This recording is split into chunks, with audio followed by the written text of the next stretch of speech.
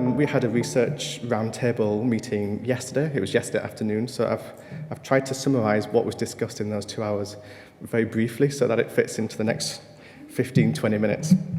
And obviously, if I've missed anything glaringly obvious that I should have mentioned, then please, the experts are in the room, please flag that up, and also if I say anything wrong. So there were 5 presentations. On a range of different types of leukodystrophies. So we covered Krabbe disease, metachromatic leukodystrophy, adult onset leukodystrophy, Aicardi-Goutieres syndrome, and Canavan disease. And then after these presentations, we had a discussion kind of about learning points based on these presentations. And the main kind of focus on this were clinical trials and trying to kind of find meaningful treatments for all of these types of disorders. So the first disorder we discussed was Krabbe disease. So many of you will know that this is caused by damaging variants in the GALC gene. And the standard of care for treatment is kind of stem cell therapy, so umbilical stem cells. And this has been shown to be quite effective. So it can increase survival, it can increase the quality of life for the patients who receive this treatment, but there's still a progression of the peripheral neuropathy. So, the decline in the gross motor control continues. And so the thought was, is there a way that we can target both of these processes so the treatment better works for you guys? So they developed a new type of gene therapy where they introduce a functional copy of the GALC gene back in during the stem cell treatment. So this is something that will happen alongside the current treatment that you would get as standard. So it's not a different treatment as such, it's just improving on the treatment that is already existing. So this would be delivered after the stem cell treatment has happened and during the myeloimmunoablation stages. So they've actually started 2 different clinical trials testing this treatment already, using what we call an AAV vector. So it's a virus-based vector, which is quite a common way of delivering functional genes into cells. So the first part of this is called rescue. It's not a spelling mistake, it is actually with a K because it's Krabbe disease. And so this is kind of in the phase 1-2 clinical trial stage. And this aspect is for children who haven't been transplanted yet. So, this is something that they will do as they're planning on doing in the future as part of the normal treatment. And so the end point of this would be looking for independent sitting, so if you reach that stage, or some improvement in the gross motor function. So they've already recruited 2 children to this study. One of these successfully grafted, so they took up the new gene quite well. The other one, it didn't work. That's mainly because the child caught COVID during the test, so that obviously impacted on how well their treatment worked. The other half of that study is something called Reclaim, and so this is for children who have actually already undergone stem cell transplantation, so it obviously can't be delivered as part of that standard care. So if they've already been transplanted more than 90 days ago, so they're still going to try this. Okay, so they're going to see if delivering this functional copy of the gene actually works in these children. And so the end point for that would just be looking for an improvement of gross motor function, so whether they improve. So the initial trials are looking good. Bear in mind this is based on only a handful of attempts. So the GALC gene, the protein in the patients, the amount of it in the body drops. So what they're looking to see if the amount of that protein goes back up again when they provide the functional copy of the gene. And they did see that. So in the blood plasma and in the cerebrospinal fluid, they saw that the levels of this protein was going back up again in the treated patients. So, and they also started to see myelination in regions of the brain where there wasn't any kind of myelination occurring. So the early stages look good for this, but this is still very early in clinical trials. So that was what we discussed for Krabbe disease. We then went on to metachromatic leukodystrophy. So as many of you will know and you've heard already, this is due to damaging genetic variants in the ARSA gene. and this causes a buildup of sulfatides in the cells. And a few different attempts have been tried to treat these conditions, so enzyme replacement therapy, bone marrow transplantation, intracerebral gene therapies. Not all of them have worked very well, so again, they kind of partially work. They might deliver an improvement in the central nervous system, but not in the periphery.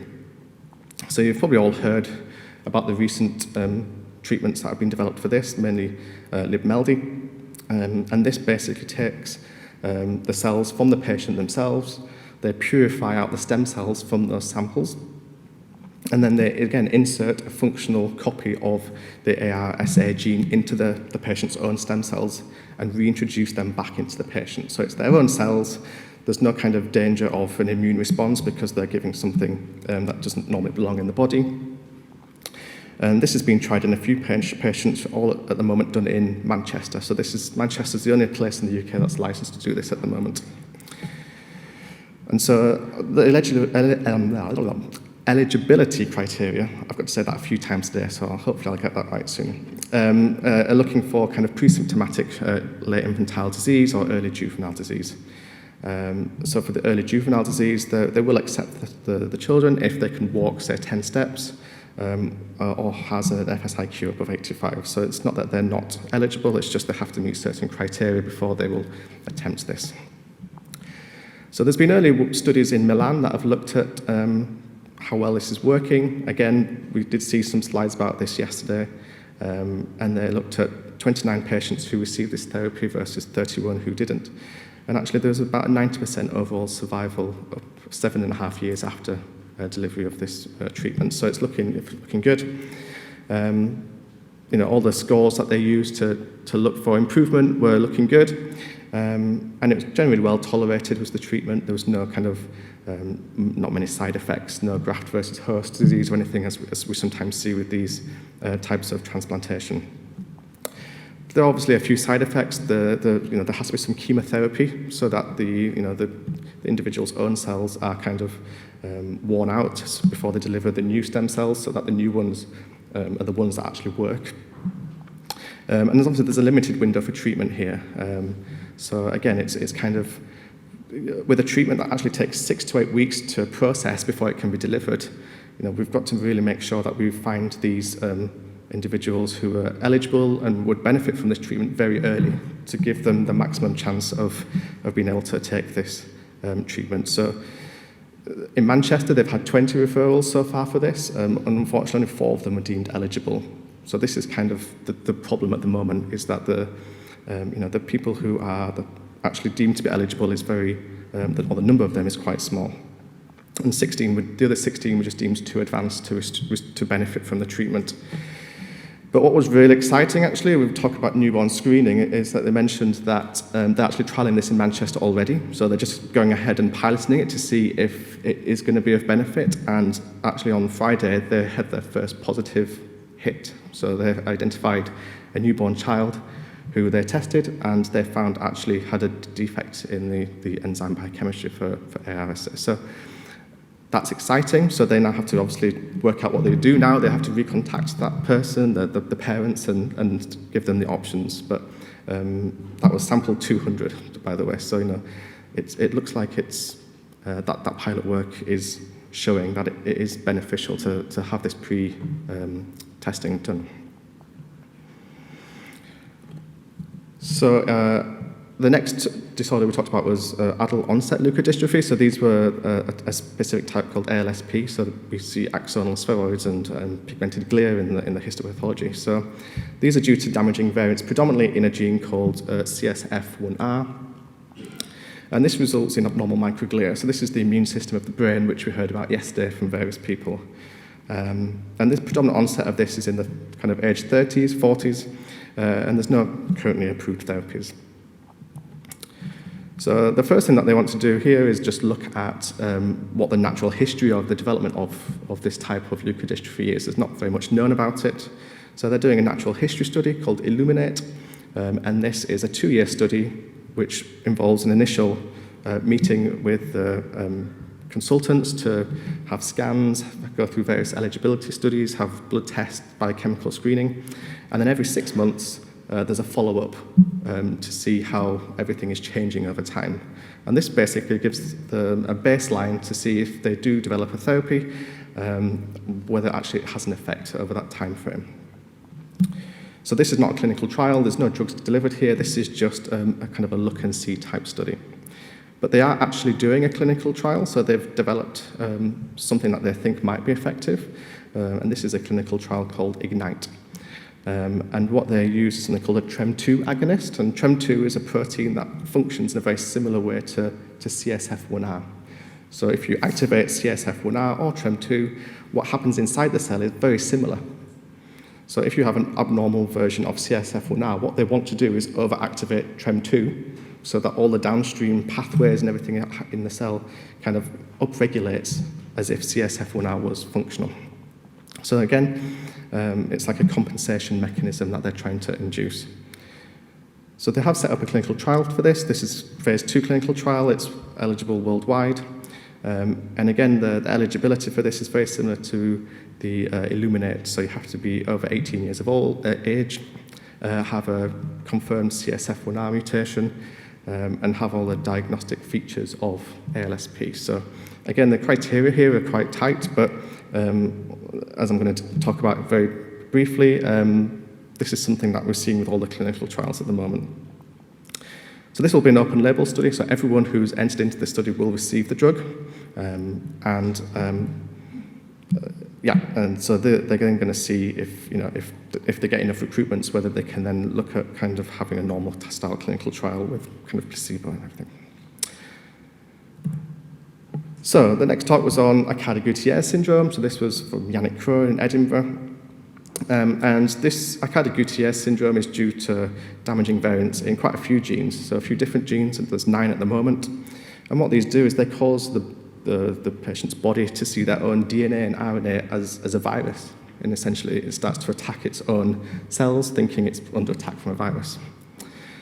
So actually, if you go to a leukodystrophy genetic testing laboratory and say how many of the patients who are referred as a leukodystrophy have mutations in these genes, it's actually quite a relatively common cause. And so, as I said, it triggers the immune system to fight itself. So what we see is an upregulation of this marker called interferon alpha. And this is kind of a common underlying feature of these types of disorders. Now, gene therapy is obviously going to be quite tricky here because at the moment there's 9 genes that cause this, and you would have to develop an individual gene replacement therapy for each one of those 9 genes. And also, we found the phenotype is very variable. So we have individuals who have very well-described mutations in these genes, but actually have no phenotype. The MRI looks absolutely normal. So it's very difficult to correlate an effect between the variant and the phenotype and the potential impact of a gene therapy on these. So it's quite a complex disorder. So what they are thinking of doing, or what they've actually tried to do now, is they're targeting the underlying common feature of this disorder, so that's targeting the interferon alpha response. So they're trying to dampen the immune system so that it stops attacking itself. And so there's actually already well-described molecules and drugs on the market that do this. They're called JAK1 or JAK2 inhibitors. And so they've tried these in patients with Aicardi-Goutieres syndrome already, and it showed some successes. So some of the features improve, so they have very dry, scaly skin, and this kind of improves with these inhibitors. But actually the neurological aspects did not improve so well. And when they looked in the cerebrospinal fluid of these patients, they saw that actually the drugs are not able to get into the nervous system, essentially, so they're not having an effect in there, so it's just that they can't get in. Another thing they've tried is reverse transcriptase inhibitors, so these are things that we see kind of in HIV treatment. And so this is all kind of based on something called repurposing. So we're trying to repurpose drugs that have already been through clinical trials for a particular disorder and use them in another disorder that has a very similar underlying mechanism.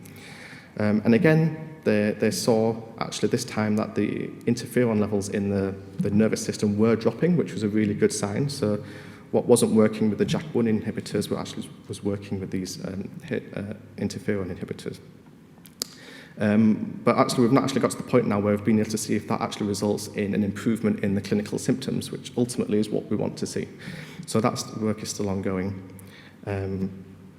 And again, with some of the other disorders, we really need to be able to detect patients who have these mutations very early on, because the earlier that this treatment is given, the much better and the prognosis is.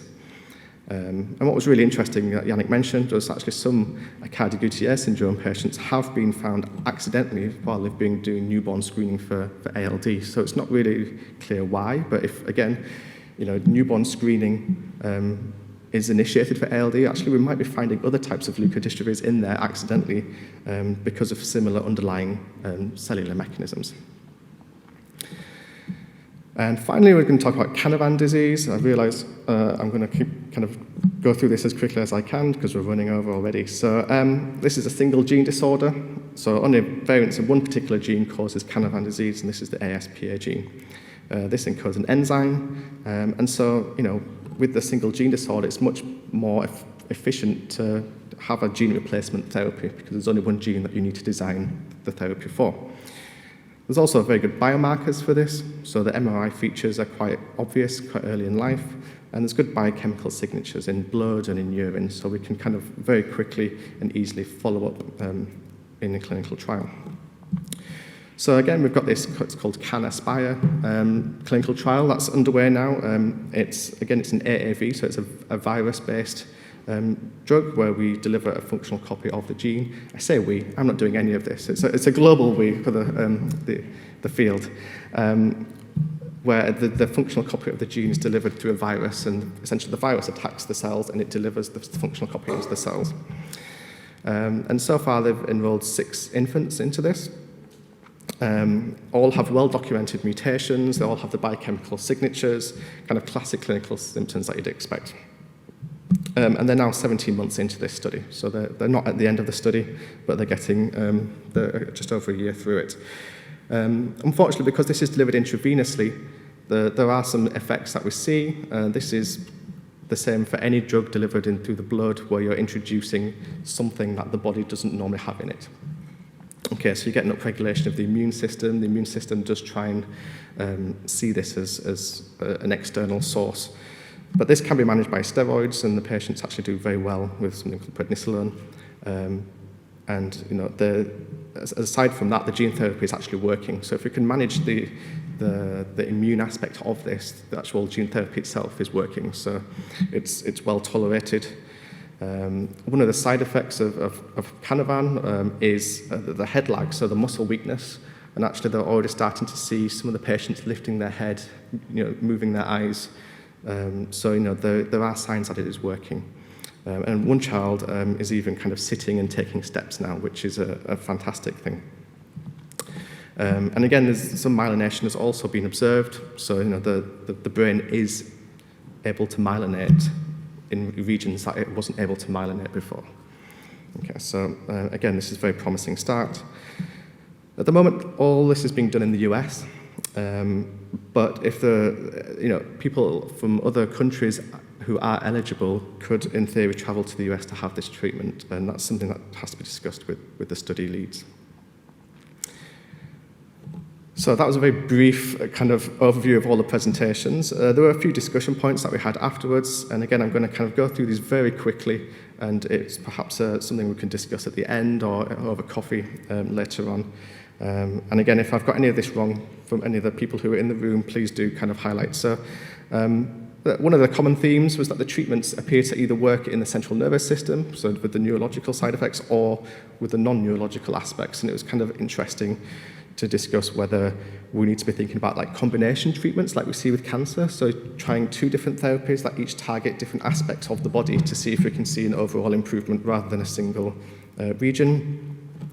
There's also a discussion about the regulations which we have to pass through in the UK and the EU to even start a clinical trial. And actually, if you don't have a sponsor for this, or a drug company who's willing to pay for all of this, it's really very difficult indeed. And actually, these are rare disorders, and the whole clinical trial system is really set up for much more common disorders that we see hundreds or even thousands of people with. So when we're talking about disorders where there may only be 2, 3, 4 people worldwide that have it, the system is not really geared up to support those types of clinical trials. The eligibility criteria are often very strict. You have to have the gene mutation. And unfortunately for you guys, I'm talking again in about 2 hours' time, and I'll talk about genetics a bit more then. But not everybody has a genetic cause identified yet, and that's already been made clear. But actually what people are saying is that through these clinical trial setups, there become these centralized hubs where lots of the patients are seen. And there's a lot of lessons learned from seeing all these patients centrally in a dedicated facility. And a lot of the improvements might be that we're just better learning how to look after these people rather than the therapies themselves having a huge effect. So there's a kind of two-pronged attack here. And so yeah, we need to kind of rethink clinical trials for rare disease, have worldwide clinical trials, not just UK-based, so that we can maximize the number of people that we can recruit to these clinical trials. And drug repurposing is something that we're looking into. It's easier. But again, if we actually do clinical trials on these and license them, it actually makes the whole system much more complicated. So again, it's a bit of a backwards way of working. And finally, we need good models in place for preclinical screening and validation of these new treatments so that actually when they get to the clinic, they've already been through pretty rigorous testing. They have already, but the better the testing we do, the more likely we are to get a successful outcome. So I hope that was useful. Sorry if I've gone over, but that was essentially what we discussed about yesterday afternoon. Thank you.